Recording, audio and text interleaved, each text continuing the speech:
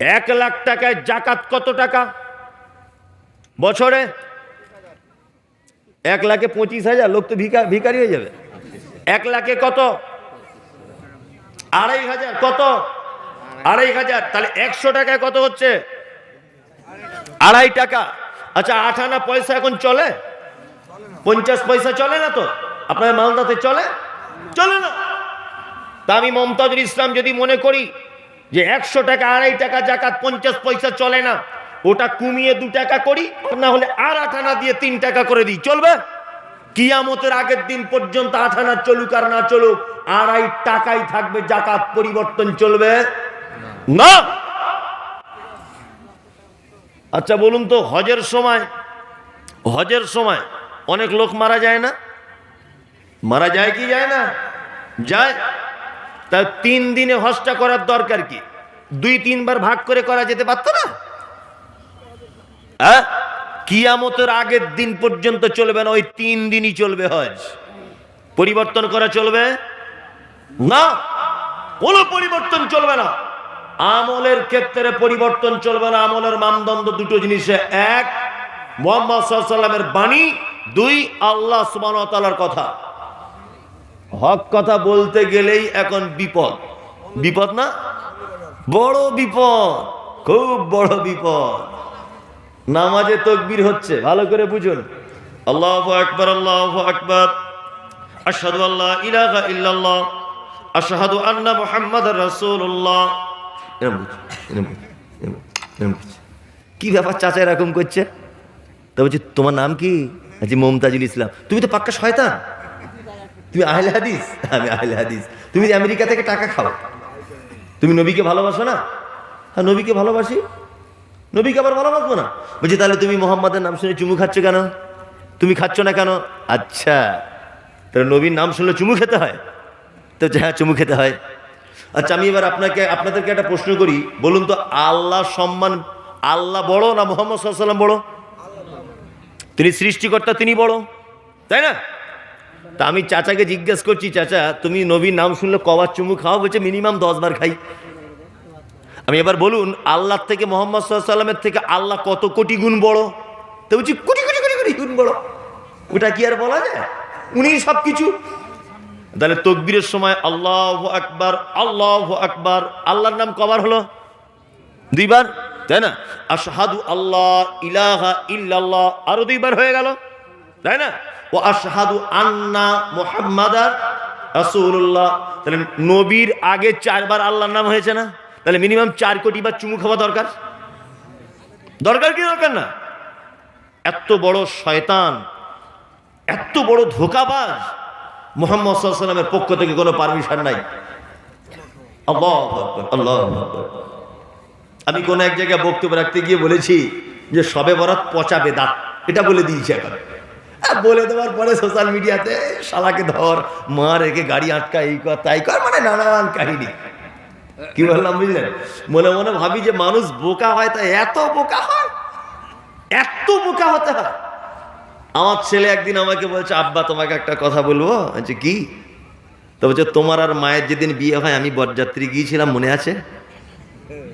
আচ্ছা বলুন তো, এটা কি কোনো কথা? তোর মাকে বিয়ে করবো, তোর মায়ের কাছে থাকবো, তবে তুই পেটে থাকবি 2, 4, 5 মাস, 6 মাস, 8 মাস, 9 মাস, তবে তো তুই আমার বরযাত্রী যাবার উপযুক্ত হবি। তো তোর মায়ের বিয়েতে বরযাত্রী তুই যাবে কি করে? আচ্ছা, এই প্রশ্নের সঙ্গে বাস্তবতার কোনো মিল আছে? আছে? তো আমি কোনো এক জলসাতে বলেছি শবে বরাত বেদাত। এই নিয়ে সে মুর্শিদাবাদে একটা বক্তা আছে, কি দাঁতগুলো তো তরমুজের বিচির মতো কালো কালো, আর গুটকা খেয়ে খেয়ে করেছে। না, আমি ওর নাম বলবো না, ওর নাম বলে ওজন নষ্ট হয়ে যাবে, ওর নাম আমি বলবো না। তা ও এত গাল দিচ্ছে আমাকে, এত গাল দিচ্ছে, বুঝলেন? তা আমি একটা কথা বলে দিয়েছি, বিচার উপরে হবে। এখানে তো কোনো বিচার হবে না, বিচার উপরে হয়। আচ্ছা বলুন আপনারা, শবে বরাত মানুষ করে কখন? আরবি শাবান মাসের 15 তারিখে, তাই না? তা সব হালুয়া টালুয়া করে, আপনাদের দিকে করে? আপনাদের গ্রামে করেন? আশেপাশে করে তো করে। আবার আহলে হাদিসরা খুব চালাক, খুব চালাক। এরা চল্লিশা করে না, কিন্তু খানা খায়, ভোজ খায়। এরা শবে বরাত করে না, কিন্তু হালুয়া রুটি খায়। এরা খুব চালাক। কি বললাম বুঝলেন না? আর মুসলমানদেরকে হাদিস কোরআন দিয়ে এখন কিছু বোঝানো যাবে না। কারণ হচ্ছে, যে মুসলমান কবর খুঁড়তে গেলে দাঁড়িয়ে বিড়ি টানে, সেই মুসলমানকে আর হাদিস কোরআন দিয়ে কিছু বলা যায়? কিছু বোঝানো যাবে বলুন? কবর খুঁড়তে গেছে, কবরের ভিতরে দাঁড়িয়ে বিড়ি টানছে, এই মুসলমানকে আর হেদায়েত করা যাবে বলে মনে হয়? খুব চালাক না? এত চালাক। ও আমাদের কাছে ফতোয়া জানতে আসে, হুজুর আচ্ছা শুক্রবারের দিন আমার বউ ভুল করে কাঁচা পেঁয়াজ খাইয়ে দিয়েছে, মসজিদে যাওয়া যাবে? কি করি বলেন তো দেখি? তা আমি বলে দিয়েছি, হ্যাঁ মসজিদে যাওয়া যাবে না, কাঁচা পেঁয়াজ খেয়ে যাওয়াটা ঠিক নয়। অথচ ও সুদ খায়, মানে সুদের টাকা খেয়ে মসজিদে যাওয়া যাবে, পেঁয়াজ খেয়ে আর রসুন খেয়ে মসজিদে যাওয়া যাবে না। ওই ফতোয়া জিজ্ঞেস করতে আসছে। আমরা তো সেই মুসলমান। কি বলছি বুঝতে পারছেন না? সুদ খেয়ে মসজিদে যাওয়া যাবে, ঘুষ খেয়ে মসজিদে যাওয়া যাবে, বুনের জমি ফাঁকি দিয়ে মসজিদের মোতোয়াল্লি সেক্রেটারি সভাপতি হওয়া যাবে, কিন্তু কাঁচা পেঁয়াজ আর রসুন খেয়ে যাওয়া যাবে না। আমরা সেই মুসলমান। যার বাপ মারা গেছে সে আবার 10টার দিকে 1 কেটলি চা, 2 বান্ডিল বিড়ি আর 2টো দেশলাই কিনে পাঠাচ্ছে, বলছে কবরস্থানে দিয়ে আয়, না তো ওরা পালাবে, ঘুরবে না।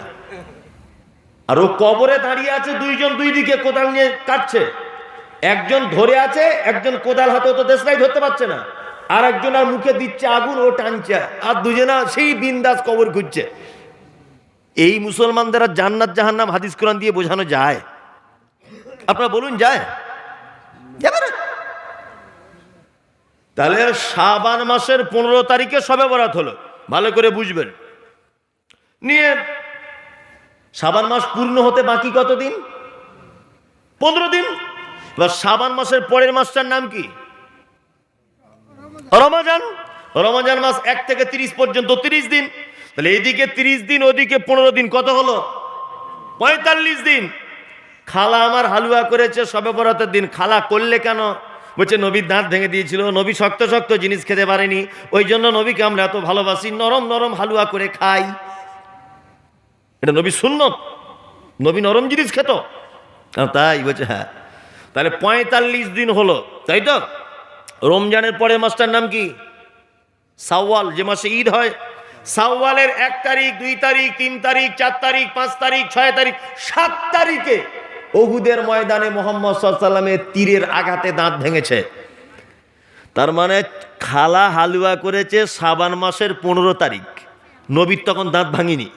আর নবীর দাঁত ভাঙছে কবে? তারও প্রায় 45 আর এদিকে 7, 50-52 দিন পর, মানে 1 মাস 22 দিন পরে দাঁত ভাঙছে আল্লাহ নবীর। মানে এত বড় শয়তান মহিলা যে দাঁত ভাঙার 1 মাস 22 দিন আগে হালুয়া করেছে। তার মানে ও চায় নবীর দাঁত ভাঙুক। কি বলছি বুঝতে পারছেন না? আমি কোন এক বক্তব্যতে বলেছি, আল্লাহ নবী সাল্লাল্লাহু আলাইহি ওয়াসাল্লাম বলেছেন, আকিলুল কালামে লা ইলাহা ইল্লাল্লাহ ফাদাখালাল জান্নাত। তোমার আব্বা মারা যাচ্ছে, তোমার মা মারা যাচ্ছে, তোমার চাচা মারা যাচ্ছে, মামা মারা যাচ্ছে, তুমি তার পাশে বসে বসে এতটুকু কথা বলো, লা ইলাহা ইল্লাল্লাহ। তোমার এই কথাতে তোমার চাচা যদি একবার বলে, তোমার এই বলাতে তোমার চাচি যদি একবার বলে, তোমার এই বলাতে তোমার মামা যদি একবার বলে, তাহলে আল্লাহর নবী বলছেন তোমার মামার শেষ কথা যদি লা ইলাহা ইল্লাল্লাহ হয়, তোমার মামা জান্নাতে যাবে। তবে একটা কথা এখানে জেনে রাখতে হবে, আপনি আপনার চাচাকে বলতে পারবেন না, চাচা তুমি বলো লা ইলাহা ইল্লাল্লাহ।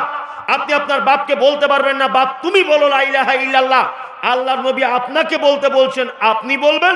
যদি আপনার বলাতে ও একবার যদি বলে দেয়, তাহলে আল্লাহ নবী বলছেন ও থাকার জায়গা কোথায়? জান্নাত। মা তাকুমুর রাসূল ফাখুযুহু। আল্লাহর নবী যতটুকু দিয়েছেন ততটুকু গ্রহণ করতে হবে। এইখানে শুধুমাত্র কলেমা ছাড়া আর কিচ্ছু চলবে না। আপনি হঠাৎ করে আপনার আব্বা যখন মৃত্যু অবস্থায় আছে, মারা যাবে যাবে যাবে যাবে যাবে যাবে ভাব, আপনি তখন মাদ্রাসা থেকে 4টে ছেলে ডেকে এনে বলছেন ইয়াসিন সূরাটা একবার আমার চাচার, আমার বাপের মাথার দিকে পড়ো। 10-12টা মাদ্রাসার ছেলে, পাড়ার মেয়েরা, আপনার বউ, আপনার বেটি চারিদিকে বসে বসে দুলে দুলে কোরআন মাজিদ পড়ছে। আল্লাহ নবী সাল্লাল্লাহু আলাইহি ওয়াসাল্লামের পক্ষ থেকে তো এর কোনো প্রমাণ পাওয়া যায় না। এখন এটা আমি যখন বলতে গিয়েছি এটা বেদাত চলবে না, এটা খারাপ কাজ চলবে না, তখন আমার ব্যাপারে বলা হচ্ছে মমতাজুল ইসলাম কত বড় শয়তান, কোরআন পড়াটাকেও বলছে বেদাত। এই কোরআন বলেই যে সব জায়গায় পড়তে হবে তোমাকে এটা কে বললো?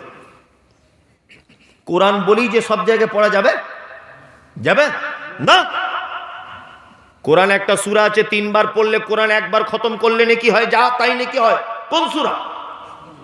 সূরা ইখলাস। তার মানে দামি সূরা এটা, তাই না? এইবার আপনাকে দেখাই, নামাজ পড়ছেন আপনি, আল্লাহু আকবার, আলহামদুলিল্লাহি রাব্বিল আলামিন, আর রহমানির রহিম, মালিকি ইয়াউমিদ্দিন, ইয়াকা না'বুদু ওয়া ইয়াকা নাস্তাঈন, ইহদিনাস সিরাতাল মুস্তাকিম, সিরাতাল লাযীনা আন'আমতা আলাইহিম গায়রিল মাগযুবি আলাইহিম ওয়ালাদ-দাল্লিন। সূরা ফাতিহা শেষ, তাই তো? অন্য একটা সূরা পড়লেন, এবার আপনি রুকুতে গেলেন, কি দোয়া বলতে হবে? সুবহান রাব্বিয়াল আযীম। তা আপনি সুবহান রাব্বিয়াল আযীমটা বাদ দিয়ে 3 বার কুলহুটা বলুন তো দেখি, চলবে? কেন চলবে না? এত দামি সূরা, তাও চলবে না? চলবে না। তার মানে আল্লাহর নবী যে স্থানে যেটা বলতে বলেছেন সেটা বলতে হবে। কি বললাম বুঝলেন? আর স্থান পরিবর্তন হলেই তার কদর কমে যায়, স্থান পরিবর্তন হলেও তার কদর বেড়েও যায়। ফেরাউন খারাপ লোক না ভালো লোক?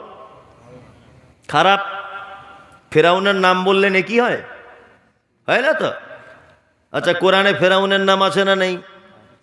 তা ওর নাম কোরআনে যদি বলি তাহলে নেকি হবে কি হবে না?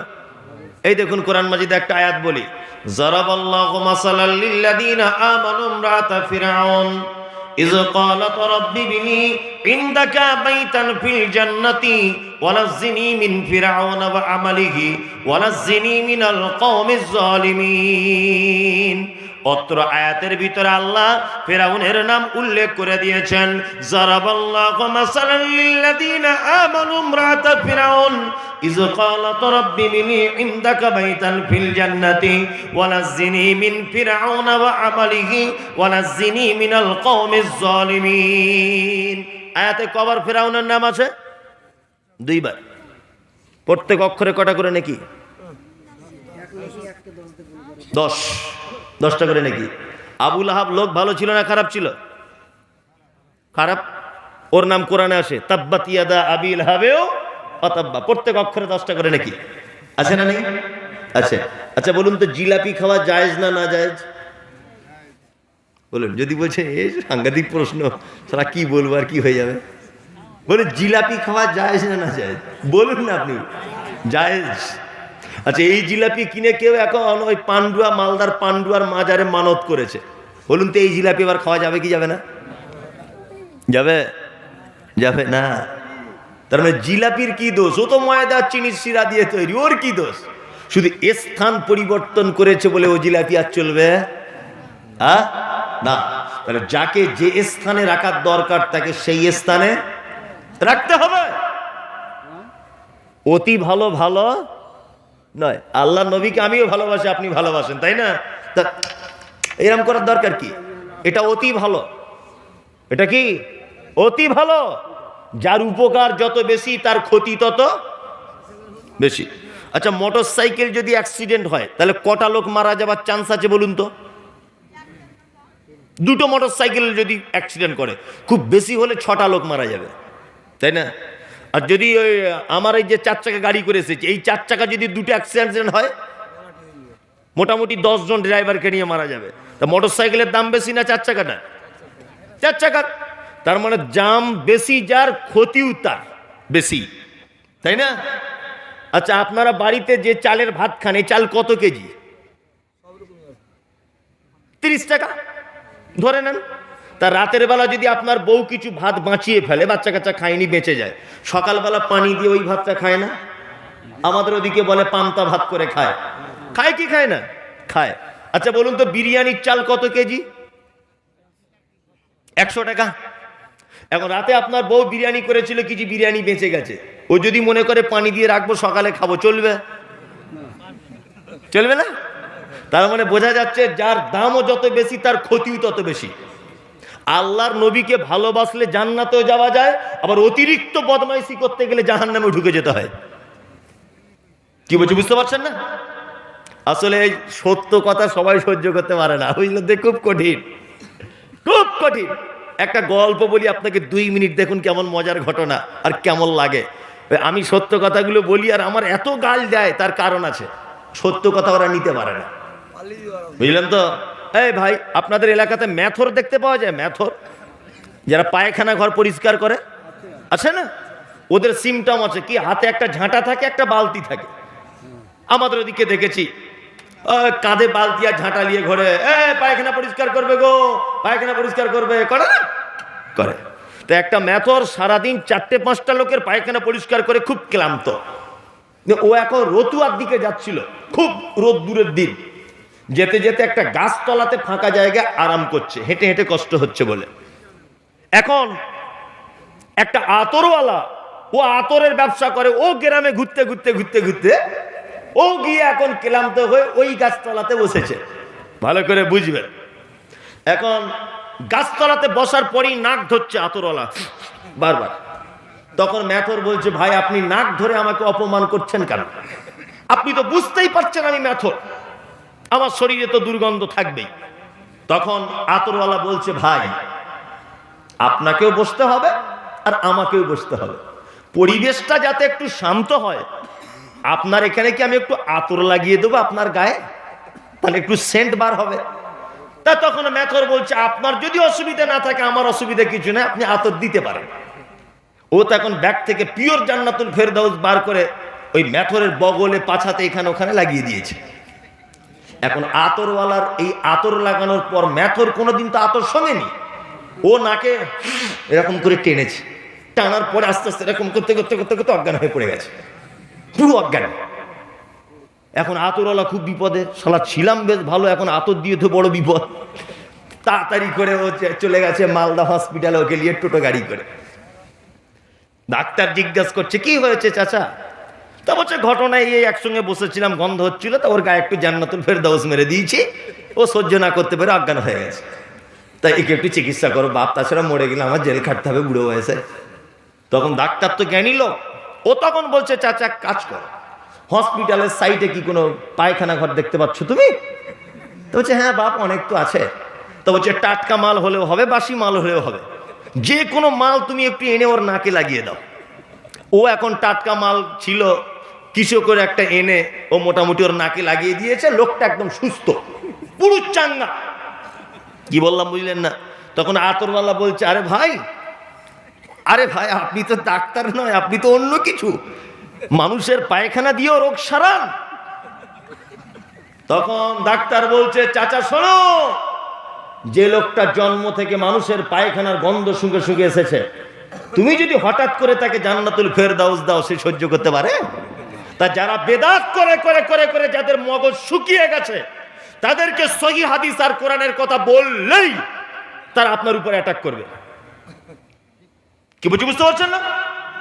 বেদাত করে করে, ইয়া নবী সালাম আলাইকা, ইয়া নবী সালাম আলাইকা করে করে যাদের মাথায় গোবর ঢুকেছে, নামাজে দাঁড়িয়ে নামাইতু আন উসাল্লি তাআলা আরবাআতে রাকাতে যারা করে করে যাদের মাথাতে গোবর ঢুকেছে, 40 চাহারাম করে করে, খাতনার অনুষ্ঠান করে করে, বাপের নামে খানা অনুষ্ঠান করে করে যাদের মাথাটা পচে গেছে, মগজগুলো গোবর ঢুকেছে, এদেরকে আপনি যতই হাদিস কোরআন বলেন, এরা কখনোই সহজে পরিবর্তন হবে না, কখনো সহজে পরিবর্তন হবে না। একটা কথা বলি, শুনে রেখে দেন, মাদ্রাসায় দান করতে হবে, এ কথা চূড়ান্ত, এ কথা ঠিক। তবে ওই মাদ্রাসায় দান করতে যাবেন না যে মাদ্রাসায় ছাত্র পড়ার পরই এসে বলবে 40 করা যাবে, দাঁড়িয়ে কিয়াম পড়া যাবে, মরা মানুষের জন্য কুলখানি করা যাবে, এই ফতোয়া যেখান থেকে বার হবে, এই রকম বেদাতি মাদ্রাসায় 10 টাকা দিয়ে সহযোগিতা করবেন না, কোনোদিন নয়। কারণ বেদাতকে সহযোগিতা করাটাও হারাম, চলবে না, তাকে সাপোর্ট করাও কি চলবে না। আশ্চর্যকর ব্যাপার, মুহাম্মদ সাল্লাল্লাহু আলাইহি ওয়াসাল্লাম বলছেন কি, কুল্লু বিদআতিন যালালা ওয়া কুল্লু যালালাতিন ফিন্নার। আমলের ক্ষেত্রে আমাদের খুব সতর্কতা অবলম্বন করতে হবে। আপনি চালাক লোক, আপনি সচেতন লোক। কেমন সচেতন? যে কোনো কাজ আপনি যাচাই বাছাই করতে পারেন, কিন্তু ইবাদতের ক্ষেত্রে যাচাই বাছাই করতে পারেন না। আল্লাহ আমাদের সকলকেই আমাদের ইবাদত যেটা করে জান্নাতে যাবার ইচ্ছা, এইটাকে যাচাই বাছাই করে তবে করার তৌফিক দান করে বলুন আমিন। আমিন আমিন। মাদ্রাসার জলসা একজন 2000 টাকা দিয়েছে। আল্লাহুম্মা সাল্লি আলাইহি আল্লাহুম্মা বারিক আলাইহি। আল্লাহ নবী সাল্লাল্লাহু আলাইহি ওয়াসাল্লামের শেখানো দোয়া, আল্লাহুম্মা সাল্লি আলাইহি আল্লাহুম্মা বারিক আলাইহি। আপনারা যদি কেউ কিছু দিতে চান তাহলে অবশ্যই আপনারা আসুন, মাদ্রাসাকে সহযোগিতা করুন। আর মাদ্রাসার সহযোগিতা করা এই মুহূর্তে একদম অপরিহার্য, এবং এটা কোরআনিয়া হিফজখানা মাদ্রাসা। এই যে কত কষ্টের ব্যাপার আমিও তো বুঝতে পারছি, মাদ্রাসার সঙ্গে যুক্ত আছি, চালানো খুব কঠিন, খুবই কঠিন। 2 বছর থেকে ফারেক হচ্ছে। বোর্ডিং এর ছেলে খায় তো, সব জাগির সিস্টেম। যাই হোক, তারপরেও খরচা আছে, শিক্ষকদের বেতন হাবি যাবে, অনেক খরচা আছে। আলহামদুলিল্লাহ, আপনাদের গ্রামের মানুষ আপনারা খুব ভাগ্যবান, কারণ যে আপনাদের গ্রামে একটি সুন্দর কোরআনিয়া মাদ্রাসা চলছে। আলহামদুলিল্লাহ, কোরআনের হাফেজ হচ্ছে না? হচ্ছে। আল্লাহ সুবহানাহু ওয়া তাআলা পবিত্র কোরআনে বলছে, ইন্না নাহনু নাযালনা যিকরা ওয়া ইন্না লাহু লাহাফিজুন। কোরআন আমি নাজিল করেছি, আর এর সংরক্ষণ করবে কে? আল্লাহ নিজে। সংরক্ষণ করবেন কেমন করে? হাফেজদের মস্তিষ্কের ভিতরে কোরআন ঢুকিয়ে দিয়ে আল্লাহ তাআলা সংরক্ষণ করবেন। সুবহানাল্লাহ। আপনারা চলে যাওয়ার আগে অবশ্যই এটা আপনাদের কাছে মাদ্রাসার পক্ষ থেকে এবং আমাদের পক্ষ থেকে আপনাদের কাছে দাবি, মজলিস ভাঙার দোয়া বলে যাবেন ভাই। শেষ করেই যান, 2-4 মিনিট।